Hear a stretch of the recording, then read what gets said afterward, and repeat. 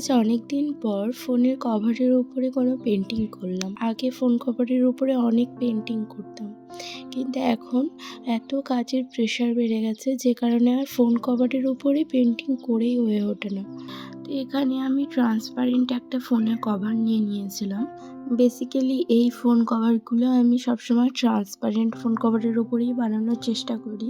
এখানে আমি হোয়াইট কালারের কোটটা দুবার দিয়ে নিয়েছি, তার উপরে আমি ব্রাউন কালারটা দিয়েছি।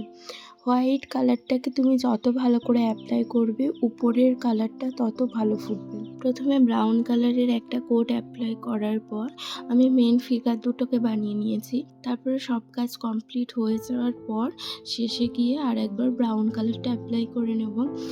এখানে যে তুলির দাগগুলো দেখা যাচ্ছে সেগুলো তাহলে আর দেখা যাবে না। আর একটা কথা বলে রাখি, আমার গলার অবস্থা খুবই খারাপ, প্রচণ্ড ঠান্ডা লেগে গেছে, কথা ঠিক মতো বেরোচ্ছেই না, তো তোমরা একটু অ্যাডজাস্ট করে নিও। এই পুরো ফিগারটার মধ্যে আমার মেয়েটার মাথার যে গোলাপ দুটো আছে না, এটা করতে আমার খুবই ভালো লেগেছে। ড্রয়িংটা কমপ্লিট করে নেওয়ার পর লেখাটাও লিখে নিয়েছিলাম। তারপরে আমার মনে হলো লাইনগুলো খুবই সাদা লাগছে, তাই সাদার সাথে আমি একটা ইয়েলো টাচ আপ দিয়ে দিয়েছি। আর এখানে আমি লাইনটা লেখার আগেই ব্রাউন কালারের যে আরেকবার কোট দেবো বলেছিলাম, ওটা দিয়ে নিয়েছি। দেখলেই বুঝতে পারবে যে এখানে আর লাইনগুলো অতটা স্পষ্ট বোঝা যাচ্ছে না। এরপরে যখন ভার্নিশিং করা হবে আর এই লাইনগুলো একেবারেই বোঝা যাবে না। আর এই পুরো কাজটার মধ্যে সবথেকে স্যাটিসফাইং পার্ট যেটা হলো সেটা হলো ভার্নিশিং করা। আমার কাজ কমপ্লিট করার পর ভার্নিশিং করতে এত ভালো লাগে, তোমরা দেখলেই বুঝতে পারবে যে জিনিসটা কতটা গ্লসি লাগছে।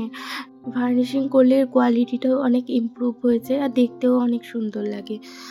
এখানে আমি এশিয়ান পেইন্টের টাচউড ভার্নিশটা ইউজ করেছি। তোমরা চাইলে অন্য ভার্নিশও ইউজ করতে পারো। ফোন কেস নিয়ে অনেকের অনেক কোয়েরি থাকে যে দিদি ফোন কেসটা কতদিন ইউজ করতে পারবো, রঙটা উঠে যাবে কি না। তো সেক্ষেত্রে বলি, যদি প্রপার টেকনিক মেনটেন করে করা হয় জিনিসটা, আর ভার্নিশিং যদি ভালো অ্যাপ্লাই করা যায়, তাহলে জিনিসটা তোমরা বহু দিন অবধি ইউজ করতে পারবে। তো চলো আজকের মতো এতটুকুই, টাটা।